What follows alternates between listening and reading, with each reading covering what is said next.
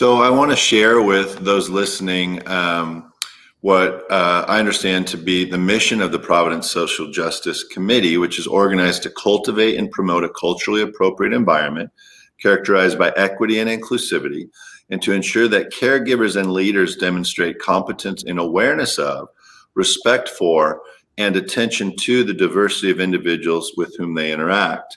I love the fact that patients are addressed initially here, but as well as employees, which is really a lot of what we've talked about already. So, Azizza, would you share with us one of the initial action items that the committee is working on? So, I think we are overachievers, our entire committee. So we have 5 groups that are working on multiple different action items. We have actually 10 plus goals per year. So we have a strategic partnership team, a core leader caregiver education team, a provider network diversity team, an administrative guidance team, and a communications and events team. And I think that the number one goal is making sure that everyone is aware that we promote change and that we want this to happen.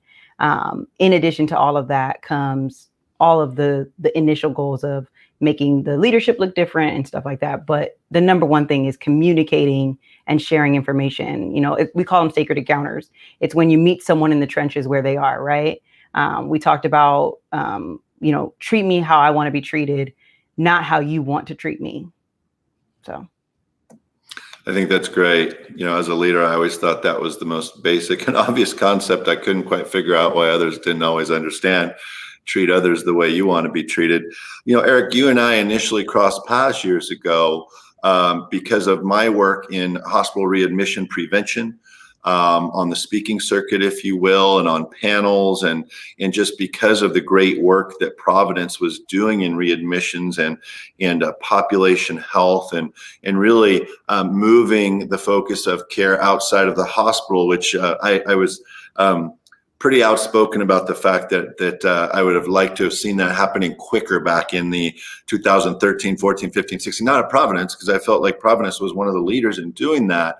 But that's where you and I initially crossed paths, and I've seen that process speed up exponentially over the last few years. And I think we're learning so much, we're seeing so much, and I see so much crossover between what you guys are doing on the equality piece, internally with your employees, but also with patients, very similar to those conversations we were having about readmissions and how different races and different communities and the social determinants are impacting hospital readmissions at a different level. So could you address how all of these things are kind of coming together as one, where you were focused on the community and the social determinants, and now you have a committee internally that's bringing all those things together? It really warms my heart that all of that does get back to avoidable hospitalizations as well, because that's where I've spent so much of my time.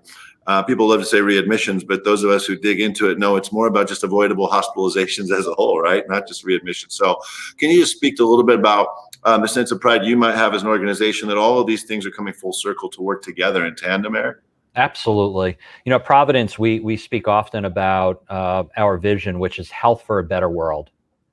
And that means we need to keep you healthy and at home so that you don't need to be admitted or readmitted.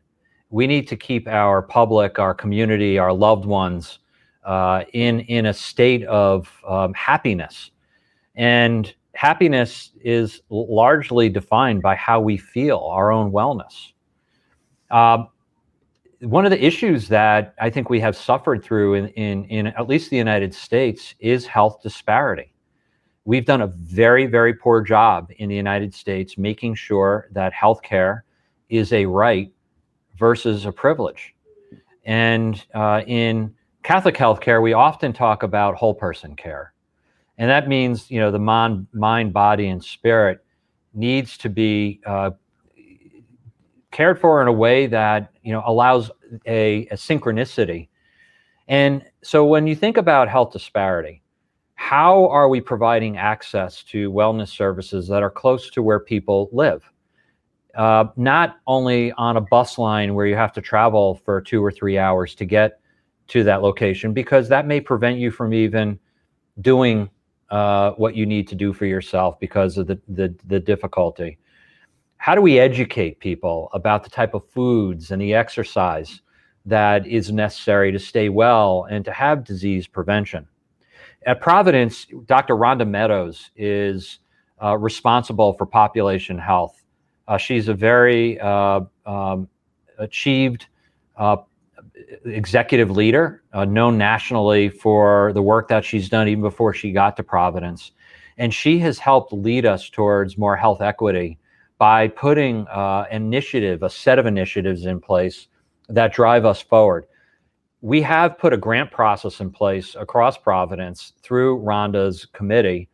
We have several people in Southern California, Northern California, Texas, New Mexico, all of our regions that participate on that committee. And in Southern California, I'll just reference, we've deployed about $1.5 million to put programs in place out in our communities, mostly centered right now around COVID and disease or virus prevention around that particular pandemic, but also beyond. And I think those are the types of activities that are really necessary to get to that mind, that body, and that spirit.